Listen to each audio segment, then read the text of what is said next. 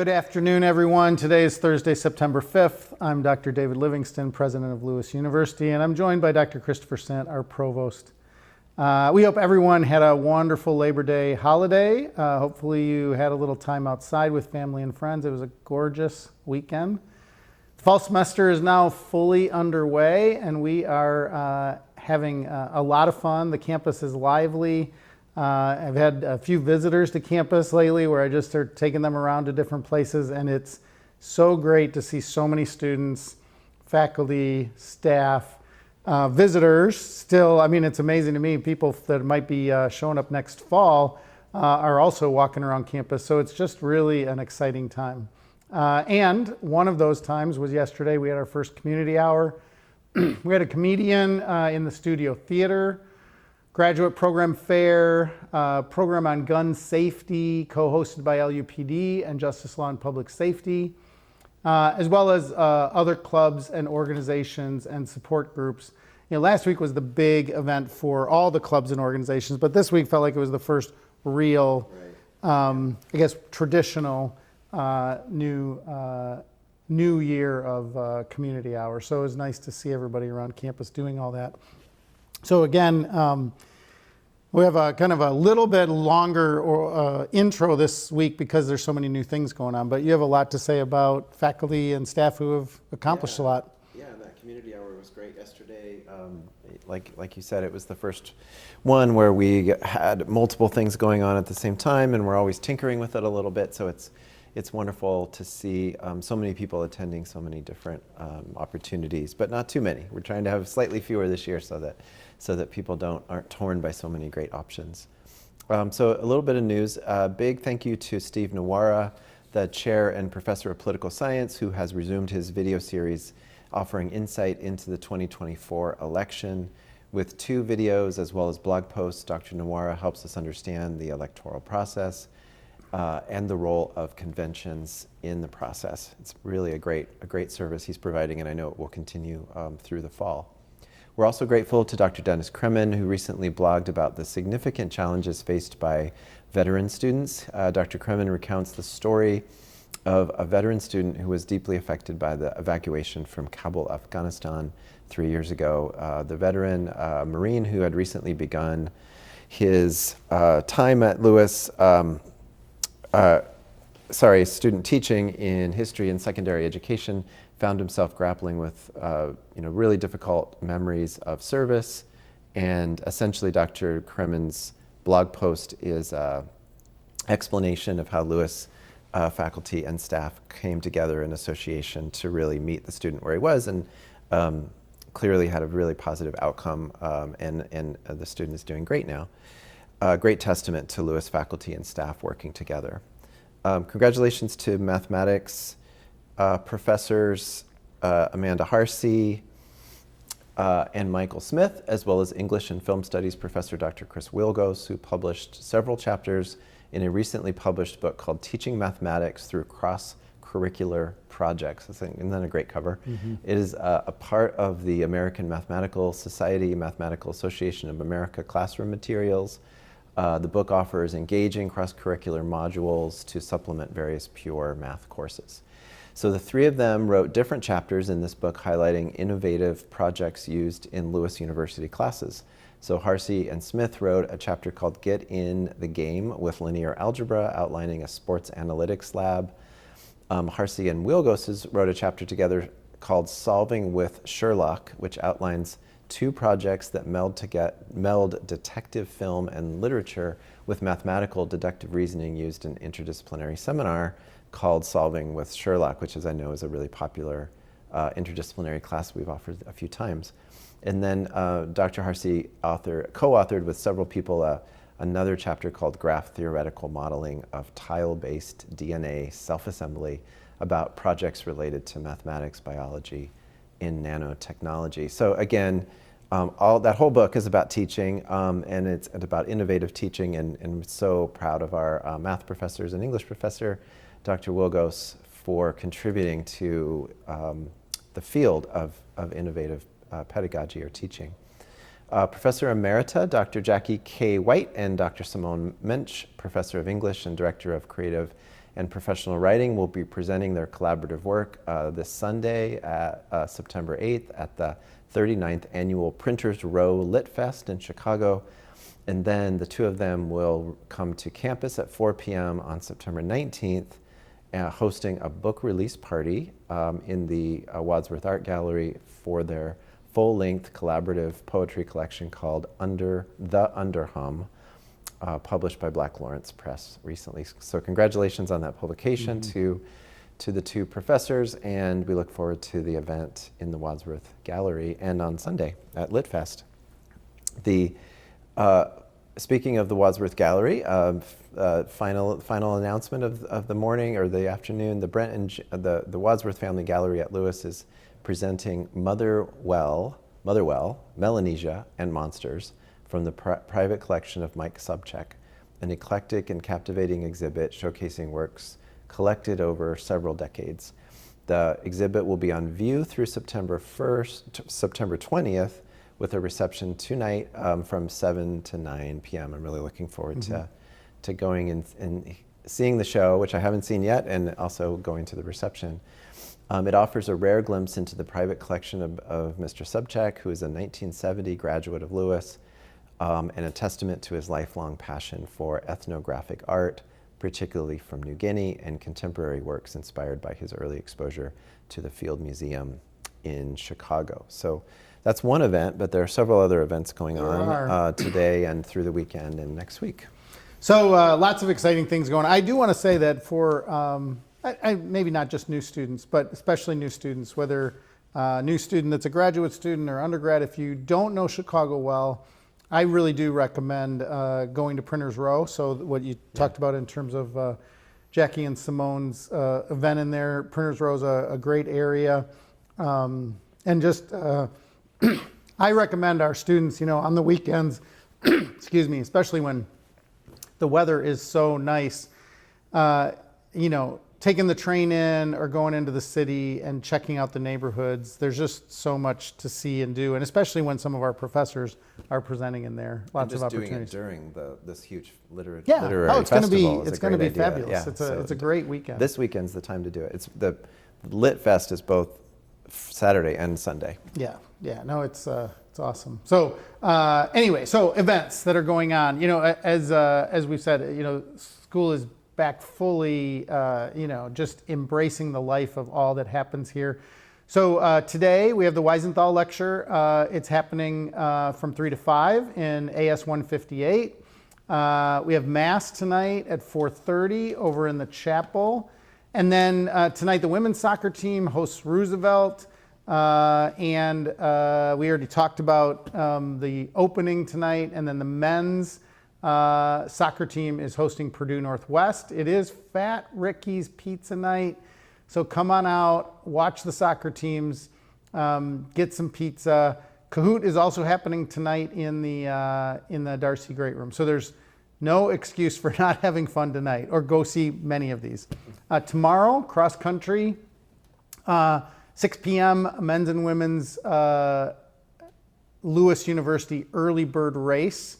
So they're having an event tomorrow night, and then and they're hosting a lot of things this year. So we're excited about cross country schedule. We'll talk more about that as things go on.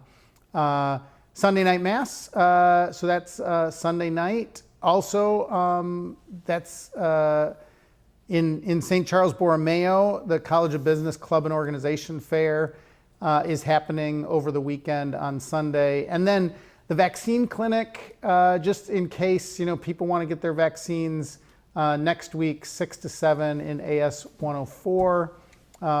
Also on Monday, the Mario Kart competition over in Brother James Gaffney. We were just laughing in between before we started the show about how inadequate I am at video games.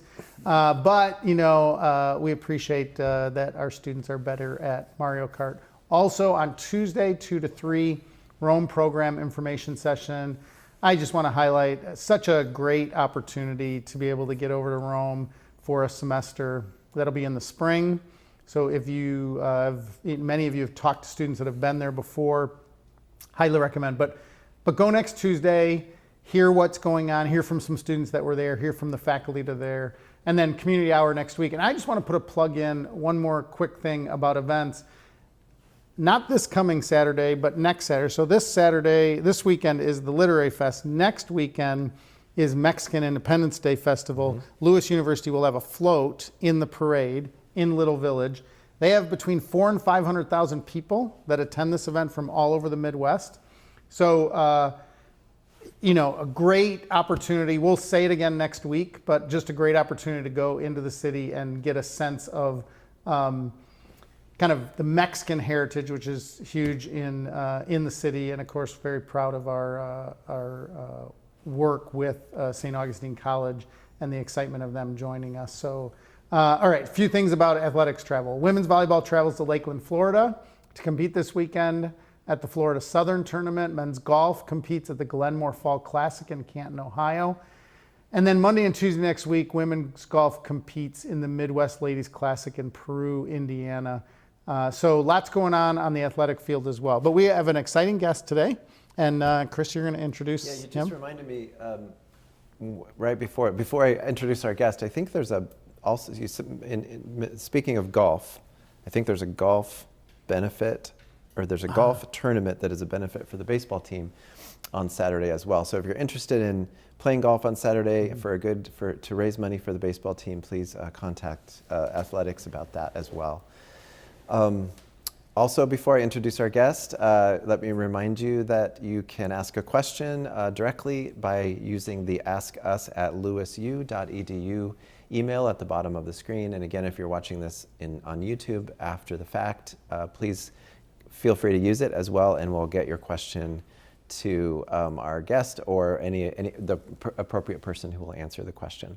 So I'm really pleased to introduce Michael Rading, who joined Lewis as the Chief Information Officer in mid-May as CIO at Lewis. He leverages his experience from Baltimore City Community College with over 6,000 students enrolled, where he led a critical ERP cloud migration, and Baltimore City Public Schools with over 80,000 students and 10,000 staff, where he managed large-scale IT projects during the shift to remote learning.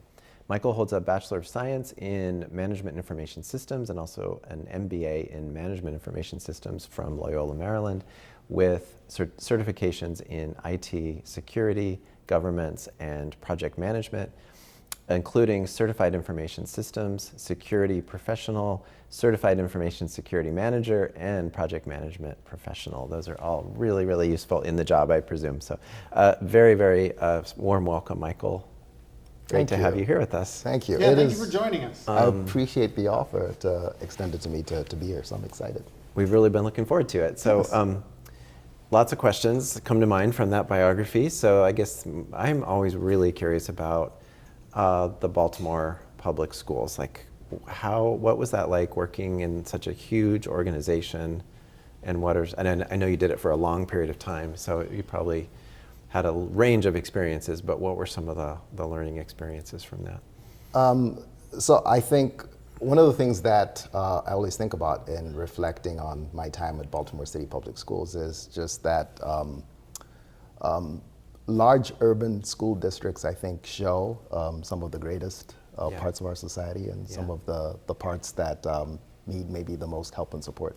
Yeah. And so it helped me definitely develop this lens on equity and just the importance of thinking about, especially thinking about technology and the direction of technology and the evolution of technology and the speed and rate of change of technology, on how important it is to think about and create on-ramps for people to have equitable access to it. And so in the many roles that I played, I think I got to maybe develop that lens. I think another thing that was formative for me is just thinking through how do you bring about an initiative to scale and do it right the first time versus do it many times and go through many iterations. And so I think that was definitely something that helped kind of form through that experience.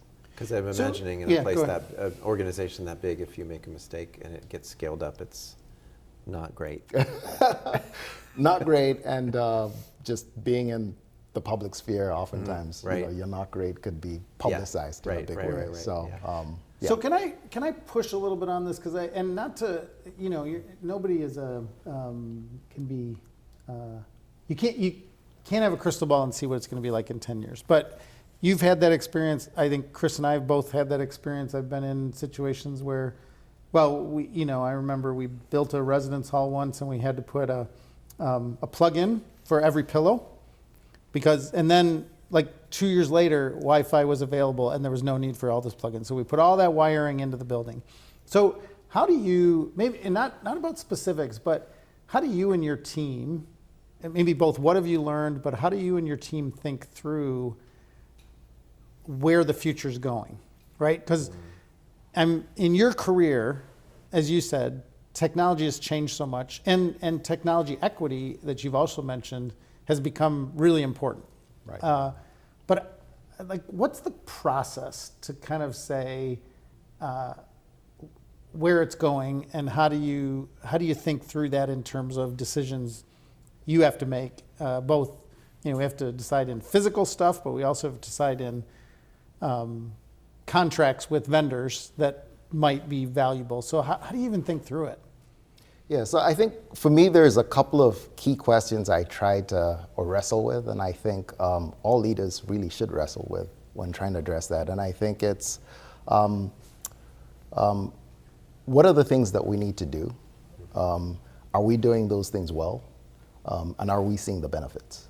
And I think the answer to each of those questions kind of leads to, or gets you closer to, are we moving in the right direction, and are we seeing the results that we need to kind of get us to where we need to get to? And so, of course, you can apply that to technology, but I feel like you could apply that to any number of things as well. Yeah, it's fascinating. It moves so fast. Specifically around technology, how do you get feedback from different, like I guess you would call people users, but I'm thinking of at a place like Lewis, there are students who use the technology in all kinds of different ways, either resident students or just in the classroom. There are, and they access technology from home, of course, and then there's employees who use particular types of devices, computers, or applications and so on. Like, so how do you get, what's the best way to get feedback and then filter that through what's possible and all that? So I think I see technology as an enabler, and I think that's like a really important perspective. And just taking that on to going back to your question, I think being able to put myself in someone else's shoes, and so it could be an undergrad student, it could be a graduate student, it could be faculty supporting and teaching students, it could be staff that have supportive roles that are just as important to further the mission of the organization. And I think looking at the different perspectives and understanding the needs of different stakeholders is really important. And then getting a sense of what are the things that are going well, where are their challenges, and then thinking through the current state. And so we're currently in a certain place when it comes to technology, and thinking through, with the help of all these stakeholders, where we need to get to. Right. And ultimately trying to develop that roadmap, that technology roadmap that gets us from where we are to where we need to go, that's very heavily informed and shaped by that perspective of all these stakeholders. Yeah. How do you think about that in terms of, you've talked about the different, I guess what I'd call types of constituents, but then we also have students who their modality is purely online. Right. We have students who are obviously, in person. So you're sometimes helping a faculty member or a student who's, something in a classroom, or the Wi-Fi point in this building, or those kind of things that just come up and are part of keeping everybody, enabling everybody to use the technology at its best. I guess I'm interested in how you think about serving people who never come to campus. And I know there's this distinction between, I guess, what I'd call the external world. Like, somebody has to have their own Wi-Fi if they have their own apartment and they're dealing with that. And how that interface, I guess, is interesting to me. And how do we think about that? And for me, some of these questions are also just valuable, even though we've had other, we've had, Leroy's been on this program before, our previous CIO, but sometimes this practical stuff that people watching might want to know. So responsibilities on the two sides of that interface. Could you just talk a little bit about that, and then how you try to work with people, how the help desk tries to work with people? Yeah, sure. So I think ultimately what we want to get to is a really seamless user experience. And irrespective of whether that user is sitting in a classroom on campus or it's a student who is fully online, who that's their modality of getting instruction, or just hybrid. There's folks who are going to be going back and forth between online and in person. And ultimately, it's seamless, I think, when the technology is almost invisible. And I'll give an analogy. You wake up in the morning and you flip the light switch. You don't need to know how the light comes on. You don't need to know what's happening behind the walls and in the circuits, but you just need to know it works. And I think technology is very similar in that we have to get to this place where it feels that the interactions is almost seamless. And of course, there's a lot that needs to happen. There's a lot of complex things that have to happen in the background to enable that. But ultimately, that's where we're trying to get to user experience that regardless of whether you're in person or online or hybrid, that's the experience that you have. And of course, it takes a lot to get there, which I think is where having that plan and that technology roadmap and moving towards getting to that seamless experience is really part of the goal. So I would just, I observe a couple things, not a question, an observation to your comment.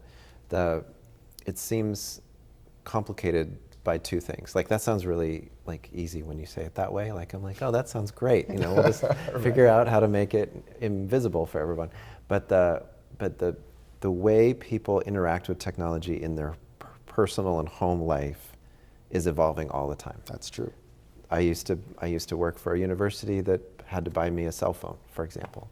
And now our university, and like every other university, expects everyone to have a cell phone. And so it doesn't need to provide that for me because I obviously already have one. There's a million examples like that. And so somehow the IT department of whatever the organization is has to be on top of that to be creating that seamlessness. And then I want to ask you about the second thing I want to say, which is you mentioned this already with the Baltimore Public Schools, the constituencies, the different students in our case mostly, come from such a wide range of backgrounds, and it's a big part of our strategy to continue to broaden the students that we serve, many of whom are economically disadvantaged, and so they may not have access to something that a lot of suburban families or something take as a norm. And so how does that complicate what Lewis does as an institution for providing those opportunities just to learn, just to be a student? Right. And you raised some really good points. So I think part of our struggle and our challenge is the technology is evolving so very quickly. And so what we're doing today versus what we're going to do 3 months or even a year from now, the technology around us is going to shift under us, which kind of changes the dynamic of getting to that seamless user experience. I think part of it is thinking about it in terms of skills, like what are those skills that we need to make available to students, to faculty, to staff to be successful in their jobs, given the fact that the technology around us is evolving and shifting as we speak. And I think there's perhaps lessons from from the academic side of the house in terms of pedagogy and like how do you instruct people that I think come into play for everyone. And this is true even for the technologists in the room, because we're in the process of learning new things that are coming up. And so how do we do those things that we do really well in terms of instruction and lesson planning and everything else? How do we apply those to all facets of the organization when it comes to technology? And I think there's a part for everyone to play in that. There's a part for students to communicate to us and share with us what that experience is like. If it's good, it's good to know that. If it's not good, it's also good to know that. And then I think perspective of others as well, faculty and staff, are just important in the equation. And I think that piece about the equity side of it, how do we make sure no one gets left behind? Because it is easy to get left behind as things evolve around us. I think that's where making sure we're very intentional about building those on-ramps, just to make it accessible to everyone, given the fact that it's changing around us so quickly. All right, so this is a little more philosophical, but I can't help myself. So I have thought for a long time that functionally we're all cyborgs. Okay. All right. So, and this is an equity issue, but when one has a cell phone, which is now a major computer, and one is so dependent on I guess the classic example for me is not remembering my kids' cell phone numbers, which embarrasses me. But I don't need to. So, and the way I think about that is my brain as a organ, as a part of my kind of physical body, is now has realized that it doesn't need to learn numbers. Doesn't need to use brain capacity to do that. Right. Because I have this device which is functionally connected to me, and therefore it does that work for me.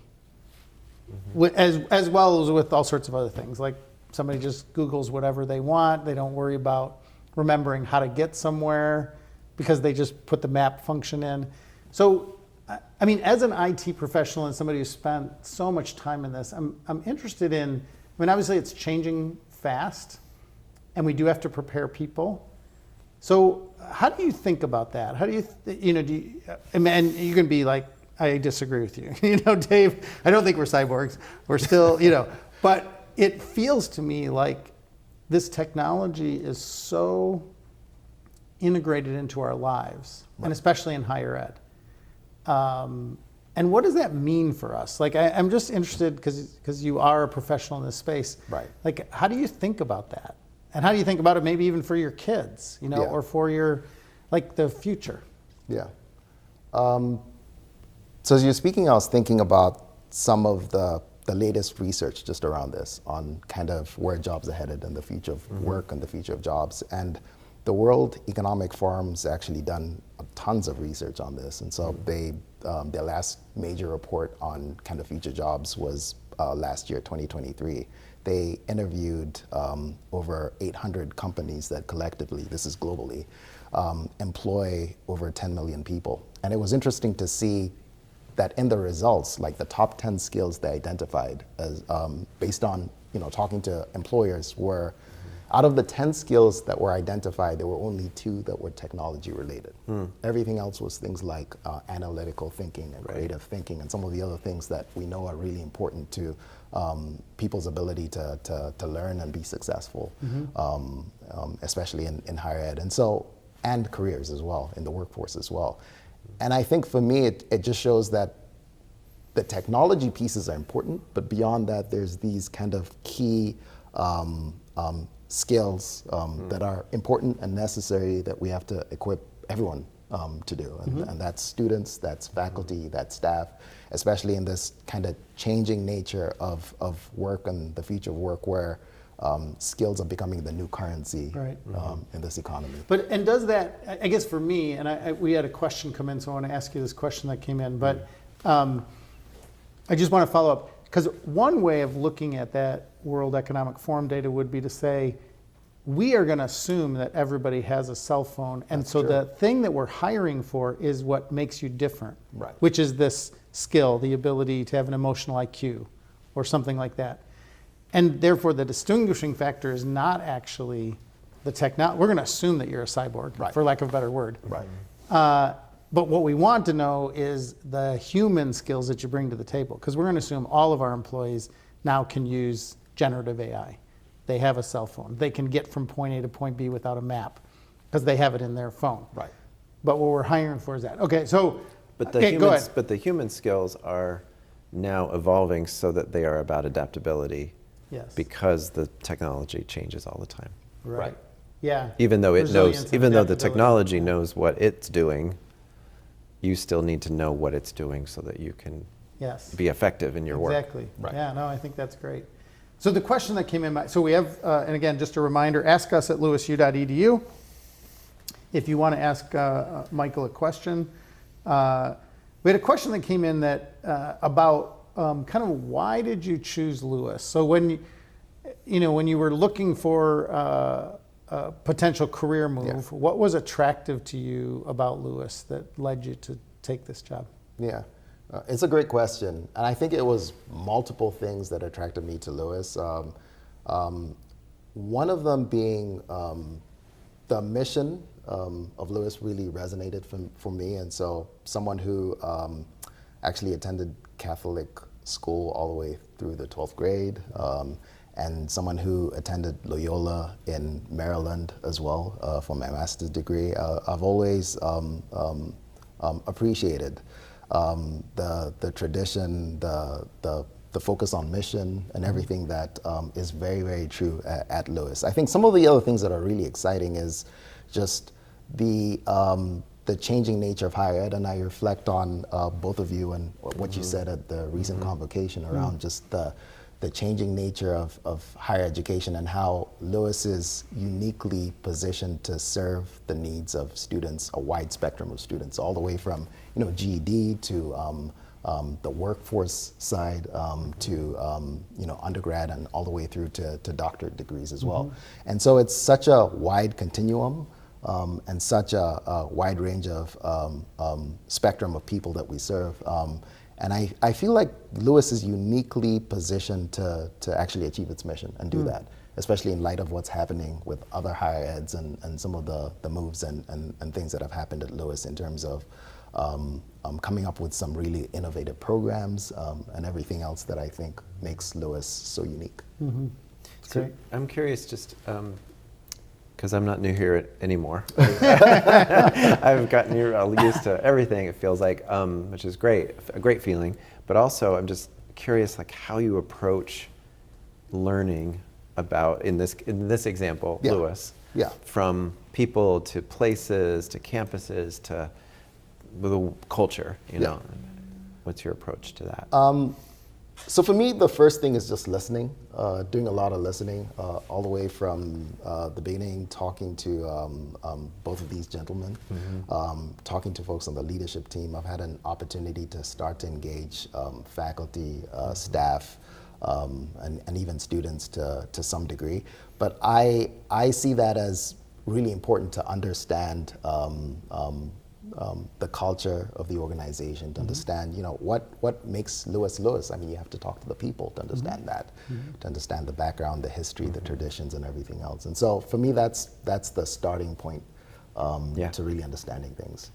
And as you have been listening, and I think it's a great approach, are there some priorities that you have that have come forward? There's another question that came in from one of the viewers. So priorities that you have, and this is early on. Obviously, there's all sorts of, not to, I don't want to overstate anything, but either in your listening or in your own sense that you just see as, and these are bigger things, not like a specific, we're going to, whatever, fix the Wi-Fi in room 242 or something. But like, just, generally speaking, some things you've heard or some things you've noticed or in conversations with, other members of the leadership team or whatever. So I think in this age of complexity, and we've talked a lot about evolving technology and even thinking about the higher ed landscape that we're faced with, there's a lot of complexity. I think for me, one of the key things is to try to get to simplicity as much as possible, because things are complex enough as they are, and can we look to find solutions that meet our needs that maybe simplify things? So that for me is kind of a cornerstone of how I'm thinking about things and how to approach things. And then closely connected with that, stability. And so this idea of as we serve a very diverse population of students with different backgrounds, stability is another thing. And so as we think about all these different modalities of teaching and online and hybrid and in person, how do we kind of create this, going again back to the user experience, this experience that feels seamless regardless of which modality students are engaging in. And so for me, stability and thinking about our infrastructure and our systems and how do we get to this place where it's simpler and things are just more stable, even though there's a lot of complex things happening in the background. Mm-hmm. I wonder, just to think about that approach, but also about going back a little bit to what you're observing about Lewis and also about your professional experience in the past. Like, are you seeing anything different about a university structure from like a community college environment? And I know Lewis, as you described, is unique, and we serve certainly students that are similar to community college students in our student population, but it's more kind of vertical, or however you would say that, than a community college. I think for me, probably the thing that's different is coming from a community college background, is that most students stay with the institution for a really short time. And so, we're talking over what could be a month to a year, like is the typical kind of range of time that students spend. And so there has to be a very big intentional focus on how do we push value to the student as quickly as possible in terms of the certifications they're getting or programs they're going through, or if it's on the workforce side, how do we give them skills that are very quickly transferable into better jobs or better careers. And I see something similar happening at Lewis, and so in a lot of the conversations I've been having, things like micro-credentials and how do we, like over the course of undergraduate, 4-year college experience, how do we infuse value into that experience on not just when you get to the 4-year mark and you get your degree, but are there things we can do along the way to transfer certain skills or competencies or things that are really tangible that students can take out into the marketplace? Yeah, so we're going to start wrapping things up, but I want to ask, I feel like the stability comment that you made, I feel like I'd be remiss if I talked to our CIO, and because I think so many people that watch, just in the last year, Lurie's Children's Hospital, one of the great institutions in Chicago, I know where you're going. had a ransomware cybersecurity situation that really crippled them for really 60 days. So talk to me about, you could talk about Lewis in general, but when you think about stability, it feels like that's one of those things, right? Because that's the turning on the light switch and it just doesn't work.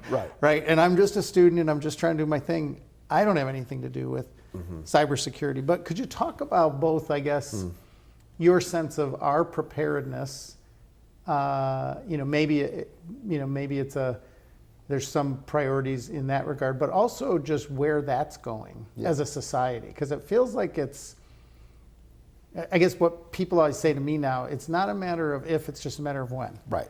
Like, you can keep trying to build a better mousetrap, but at some point they only have to get it right once. One time, right. We have to get it right every single time. So if you could just talk about cyber security and what that means relative to your goal of stability, which I think is a great goal. Yeah. So a couple of things on that. So one, I think when it comes to cybersecurity, it's something kind of, as you alluded to, everyone's wrestling with that. It's not just universities. I mean, we read on the papers almost every day about some very profitable financial company or organization that gets hit with some kind of cybersecurity attack. And so I do think the approach of, or the perspective of thinking about it as a not if but when is a formative step that we have to take. And so if we kind of run that to its conclusion, then what are the things that we do to create more resiliency? How do we think about making sure that if something were to happen, then our systems are backed up, which we are backing up our systems. But I think there's, I think about it almost as from a capability model approach, where you think about where you are now and where you want to be, which is a couple of steps above where you are. And so I think for us, it's how do we think about security, defense in depth, where you have multiple layers of security and multiple things that we're doing at the same time. And are we leaning into industry best standards when it comes to security? And there's a lot of tools I think that we have in our resource that we're looking into, and things that we're looking into further enhance and develop. And there's a lot of communities out there to kind of help us in terms of other higher eds and organizations like EDUCAUSE, which do a lot in terms of providing resources to organizations like Lewis. And so definitely tapping into those kinds of resources. But again, looking to ensure that we have the response when something happens like that. That's reassuring. It is. Good. Very reassuring. There's actually, I know we just got maybe 2 minutes left, but there's a question came in that triggered a bunch of other questions in my mind. So I'll just ask you both a somewhat philosophical question that is related to the question, which is, how does technology inform work-life balance? And I think that's a really big question for all of us in our society, but also for Lewis in particular, when we have multiple campuses, people working remotely. I was just thinking about my own day. My first meeting of today was on the telephone as I was driving in here. How is that, the work technology over the last 25 years has made work more flexible, which is perhaps good. Obviously, COVID was a whole event that we all went through around this topic, but it feels like we're still all discussing how to go forward. I don't know if either one of you have Michael, thoughts why about don't you that. start? I have some thoughts on it. But. Yeah, I think that kind of everyone's well-being is really important, and you do have to create boundaries. And I think about it from my kid's perspective. And so my daughter is 13 now, and she has a cell phone, and we've had to be very intentional about at a certain time you get to put it down and just enjoy life. And I think the same is true for us. I think we are healthier. We do better when we kind of have those boundaries and those limits. And it's hard given today's society and pressing needs to do that. But I think everyone works better if they get a good night of sleep or learns better. And so I think it's really important to establish those just for your own well-being. Yeah, and I would just add to that. I would agree, and I think I want to go back to the skills that somebody might have that those companies that you talked about were looking for. And I think one of those skills is that it is work-life ideally is more like a marathon than it is a sprint. That's true. And you cannot work all the time, every day, from 6 in the morning until 10 at night, or responding to emails all the time. And some of us do it, but it burns you out. Yeah. Totally burns you out. So I think we as a community, I guess what I hope is that we invite people into personal relationships that can be mediated by technology, but are really great when we're in person, like we are right here. Mediated also by technology, because people are watching us, right? Which is a great thing. Right. And that people would also recognize that they will build relationships with an organization, because rehiring people all the time, like having too much turnover, is really hard on an organization. It's hard on all of us. Building relationships, I think, happens not through transactions, but through genuine relationships. And that requires us to get to know each other, which is partly putting down the technology, putting down the spreadsheet. And I'm the worst at this. I mean, I'm not good at this because I spend all my time doing this. But I also know, as somebody who spent 20 years teaching the great religious traditions, that there is something about taking time for yourself, taking time for people that you care about. And when you do that, and ideally, when you can set down that technology, and I love that you talked about your daughter, it is a habit that we have to inculcate in people we care about. Right. Because it is too easy to get caught up in just, and I'm not good at all this language, but one TikTok reel after another. Right? It's really easy to spend a half an hour, and I'm not saying it can't be entertaining. Right. It can be very entertaining, nothing wrong with that. But I just hope that we are, especially as a university community, that we're really understand that community matters, relationships matter, and we can take advantage of technology, but also understand its limitations and potentially some of its addictions. Because every great thing, I mean, things that are very liberating can also be very addicting, right? Yes. And so how do we find that right balance? And I think that's something that we can all work on. Well, it's been just a great pleasure to have you on the show, Thank you, Mike. Michael. Thanks And for having I'm me. excited about Lewis's future when it comes to this whole range of things, because one, you make me feel safe, which I think is really important when it comes to technology, because that notion of stability and care and concern, listening to others and thinking about the future, I think Lewis University is in good hands with your leadership, so thank you for that. Thank you for having So me. to everyone, thank you so much for joining us today. We have many more great shows coming this fall. I just want to again remind you in what I just said, take time to take care of yourself, meet some new friends, go to these events that we talk about every week, and I just wish you many blessings to you and all those that you love.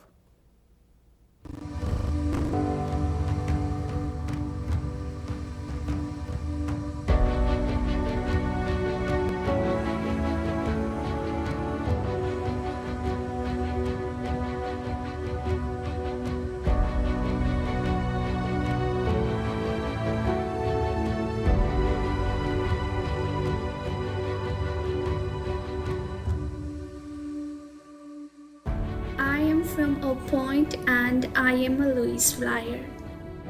I am a graduate student and I am a Lewis Flyer. I'm a commuter student, and I'm a Lewis Flyer. I am Sidney Butler, also known as King Kwan, and I am proud to be a Lewis Flyer. I'm an international student and I'm a Lewis Flyer. I'm from St. Augustine and I'm a Lewis Flyer. I'm an aviation maintenance major and I'm a Lewis Flyer. I'm a first year student and I'm a Lewis Flyer. I am a general construction pre-apprentice and I am a Lewis Flyer. I'm an undergraduate student and I am a Lewis Flyer. I'm a transfer student and I am a Lewis Flyer. I am a fully online student.